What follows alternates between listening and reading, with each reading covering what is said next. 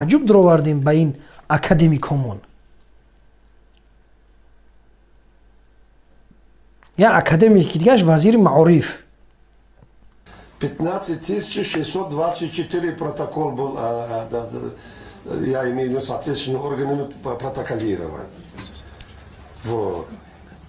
10035 родителей был отштрафован. Сумму, вот коллега только назвал, более 1 300 000 самонов. Систематически опоздание ребенка на занятиях. Систематически отсутствие ребенка на занятиях в школу.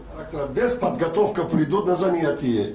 Не имеет тетрадь, ручка, книга и так далее. Без пустыми руками идут в школу. Ну, есть и латукуби кудак. Да, со стороны родителей. И мы на это реагируем. Общественность реагирует нельзя. С собой ребенку берет, например, когда идет этот самый на миграцию, как его там, через 3 месяца вернуться, а ребенка не ходил в школу, без справки. И такие случаи иногда случаются. И такие случаи бывают. Поэтому несоблюдение формы одежды школьной или старшеклассников иногда собственные машины идут в школу. Мы реагируем. Ну и так далее и тому подобное. Из чига пайхадаш? Латукубация. Рирагуем. У калимо и кадам забон буд аслан. И ани хайки руси набуд. Тоҷикӣ ҳам набуд. Барои тоҷикӣ нест. Дар сатҳи вазир меброян, инами хел миллата паст мезанан. охи ту вазир бошӣ, ту депутат бошӣ, ту як масъули давлатӣ бошӣ, фарзе дар калад ки ба забони худат гап занӣ. ҳеҷ кас туро маҷбур накардааст ки барои ба забони англисӣ ё ин ки русӣ гап занӣ. Забони модарии тоҷикӣ ширин қатӣ гап зан. ҳатто адабирам не. ба ҳар ҳамун лаҳҷаи кадоми ҳамун чӣ мегӯянд минтақае ки ҳастӣ, ба ҳамун лаҳҷаи ширини кулобӣ аст, ба лаҳҷаи ширини масалан ки ғармӣ аст, ё ки масалан суғдӣ аст, ё помирӣ аст, ҳеҷ кас намекушедра. ту вазир ҳастӣ, тарҷумон дорӣ. Тарҷумонам ки надошта бошӣ, дар кор шава, тарҷимат мекунанд. худшон дар кор шаванд, тарҷумон мекованд, меованд. хуб ёд дорум, дар яке аз ҳамун вохӯриҳо дар Туркия будем ҳамроҳи бародар Суҳроб ва дигар бародарҳои мубориз.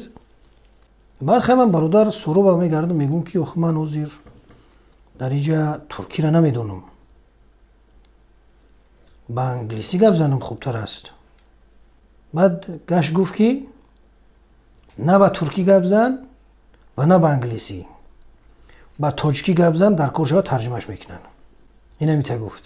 баъд ба тоҷикӣ гузарондемш. гуфтем агар дар кор шава тарҷимааш мекунанд. бармегардем ба вазирои Раҳмонов, академикҳо. ин ба ҳоли худ ба гуфти худ академикае. инам соли 2014, соли 2015 буд.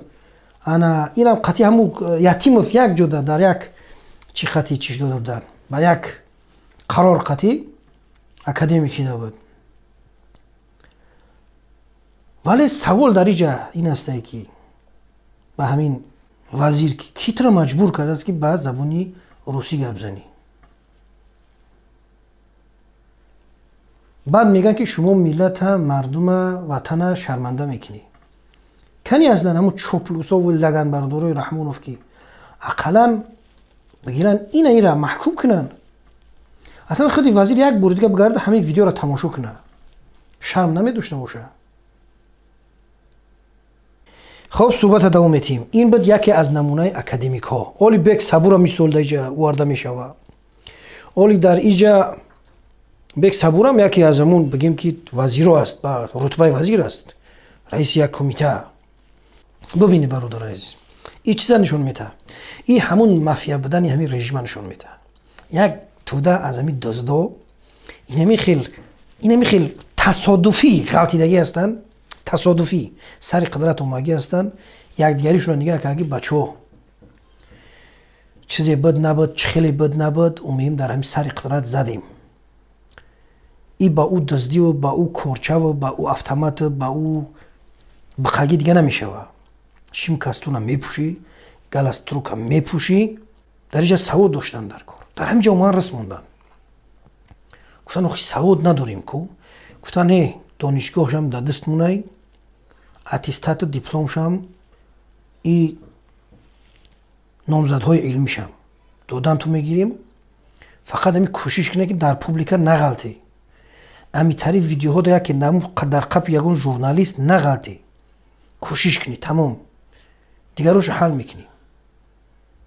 این همی خیل شپیده رفته سودان.